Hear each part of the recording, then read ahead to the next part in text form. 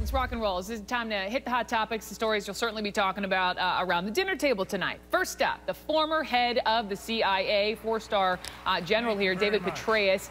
He may just turn out to be the latest example of how scandal and second chances often go hand in hand. The retired general committed to speak at the University of Southern California before his undoing, and he did not cancel. Instead, he said this. I'm also keenly aware that the reason for my recent journey was my own doing. So please allow me to begin my remarks this evening by reiterating how deeply I regret and apologize for the circumstances that led to my resignation from the CIA and caused such pain for my family, friends, and supporters. You remember the story. He stepped down back in November after admitting an extramarital affair with his biographer, Paula Broadwell. Question is, could this be the beginning of Petraeus' career relaunch? Joining me now, my Hot Topics panel, Columbia University political science professor Mark Lamont Hill, cultural and political critic Michaela Angela Davis. We also have Michael Reagan, the president of the Reagan Legacy Foundation, and psychologist Paula Bloom. So welcome, all of you. Michaela, let me hear from you. Just in hearing General Petraeus talking last night, by this sort of public apology, does that mean he's back? Well, I think every journey starts with an apology, so I think there's a very powerful start. And I think what we're going to look to is what happens next. We've seen certainly former President Bill Clinton go through something extremely public, very close, and his legacy is determined by what he did next. His humanitarian work, his supporting his wife. I think we need to watch what happens after the apology, and that will really determine the legacy. Michael, do you agree? Do you think it's sort of this public apology and this sort of time period where we see how they respond, you know, sort of now that they've fallen, that the great redemption story that Americans seem to love? Well, it was basically public because the media was covering what he was going to say. This is the first time out for General Petraeus. This was the man who was looking even at the presidency of the United States once he came out of the military. Yep. So he's trying to rebuild, you know, his career, if you will. But Bill Clinton did set the standard here. Yeah. Bill Clinton, you know, was forgiven. Again, why? Because of the next thing he did. Look at John Edwards. I don't think anybody will ever forgive John Edwards. Why? Because his wife was dying of cancer when all of these things are going on. Weiner and what he did. In fact, he's trying to rehabilitate himself. He's able to, in fact, do that. But we do tend to forgive people who want to, in fact, apologize to us. But I will tell you this. Yes. I think if you ask the women in that room, if they'll accept the apology, you'll find a different answer than from the men. No, it's an interesting question. But let me go to a man, Mark Lamont Hill, because it's a great point. And how do we determine who to forgive and who to forget? Because, you know, Michael brings up, you know, the Anthony Wieners of the world, but then you have Mark Sanford. We all know, you know, what happened when he took that sort of famous hike on the Appalachian Trail, right? Now he has this, I think she's now his fiance, this Argentine woman, and he's just won his, you know, primary in his state of South Carolina. Who do we forgive and who do we not? I think some of it comes down to not even whether we forgive him or not, it's just whether or not we like it or not. Like Anthony Weiner, it's not that we don't forgive him, it was just so creepy. Like, we forgive him, we just don't want anything to do with it. So it's a creep factor. It's a big creep factor. But then on top of the creep factor, there's the question of how sympathetic can we be with the person who did something bad and with the person who was victimized by it. So, for example, in the case of John Edwards, who can relate to John Edwards? I mean, his wife was dying, this guy's cheating, making babies, and still in his mind, his crazy mind, still thought he was going to be Attorney General even after he bowed out. That's nuts. But I think the biggest thing here is that we have to, as a nation, not only accept apologies, but accept real apologies. I think the problem in today's politics is that too often people say, you know what, I'm sorry you misunderstood that crazy racist thing I said, or I'm sorry that you're upset by it. A real apology is to say, I did something wrong, here's why it was wrong, here's how it hurt you, and here's how I'm going to make it better. That's what I want to hear from people. It's the authenticity, right, Paula Bloom? Right, that's exactly what I was thinking. I mean, there's so many non-apology apologies, like, gosh, I'm so sorry you were offended by that, you know? That's no not apology? a genuine apology, right. There's the apology, basically, the steps, really, is that, one, you have to acknowledge you did something wrong, which is what he did, and then be able to acknowledge the pain you caused someone else and take ownership, and then say, what am I going to do about it? And I totally agree that it's really about your actions. The words are the first step. Actions are what really matter. Practice what you preach, If I could jump in for a moment, the other side, are you apologizing for what you did or apologizing that you got caught? It's a great point. It's a great point. It hopefully it is the former. Let me move on because I want more time to talk about decision making. A new study is making some waves saying that the ladies are better decision makers than men. Let's talk about that.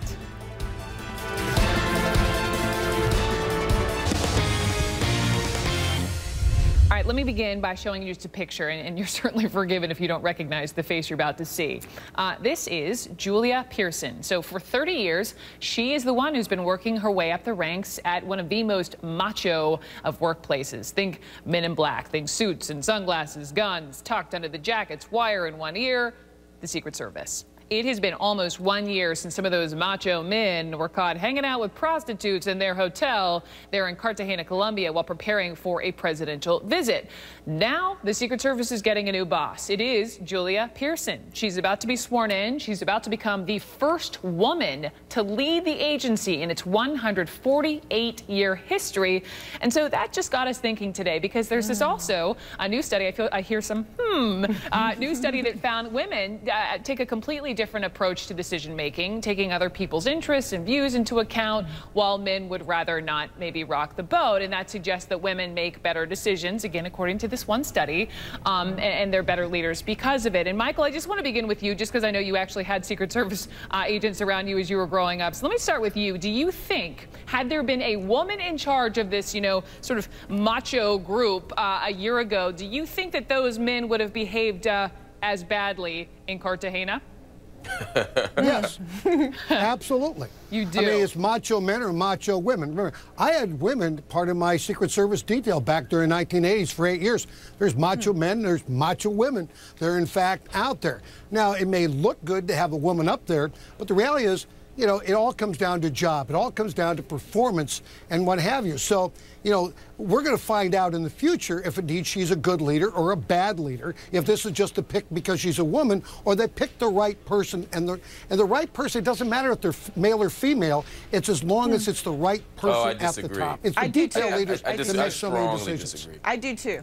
Well, I've had them. Michaela, go ahead. Michaela, yeah, I mean, I think that there's skill sets that women have. Women are in constant negotiation all the time and maneuvering things that men don't have to in the boardroom and at home. And so I think that her womanhood and the skills that do get developed because of this negotiation can make her super qualified in ways that men don't even begin to think about. So, you know, and I was such a geek this morning. I went on Wikipedia just to see it say director for her. This is a big move, and I think that her womanhood. I think I feel a way at certain times when people don't want to use the strength of being a woman as an asset. Right. Mark, I'd like to agree with my fellow woman, Michaela. Okay, go ahead, Paula Bloom.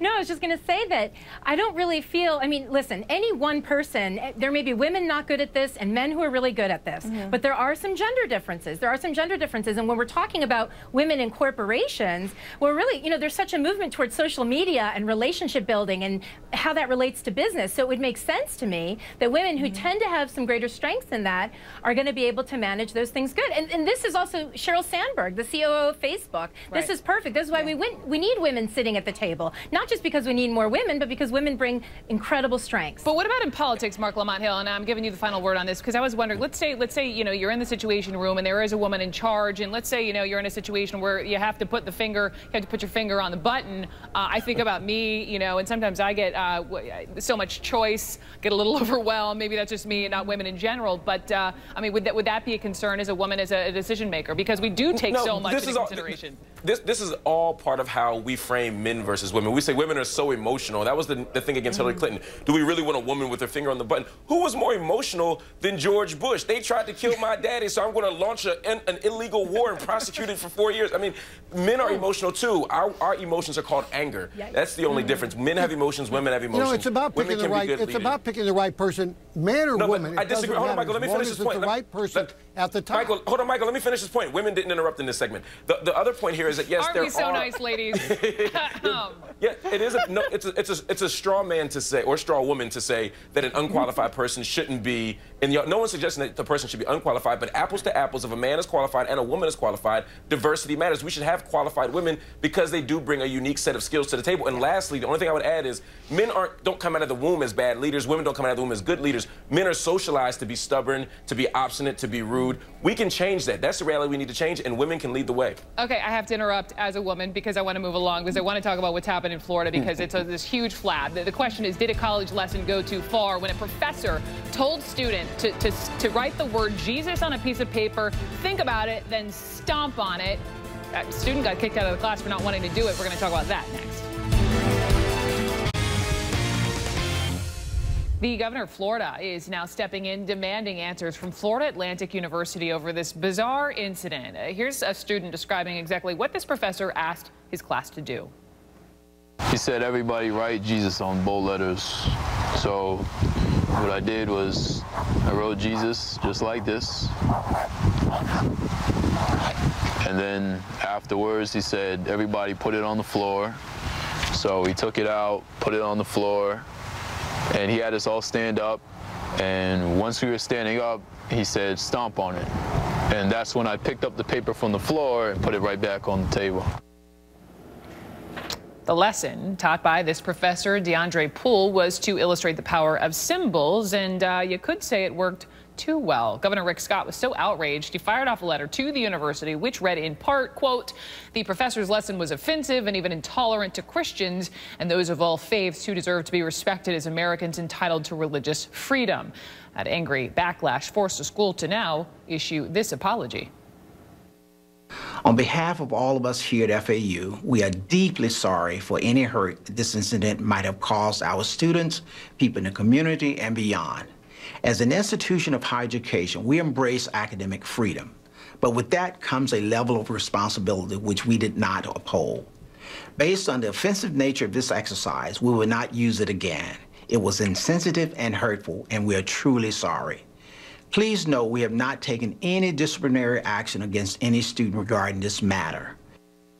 So let me open it up to all of you and to the professor on the panel. Let's defer to you first here. And my first question was, why exactly, again, did the professor do this? And it was to discuss the importance of symbols and culture and the fact that many of these students would hesitate, you know, before they stomped on this paper with the word Jesus on it. They wanted to discuss that. So Professor Hill, good lesson, bad execution?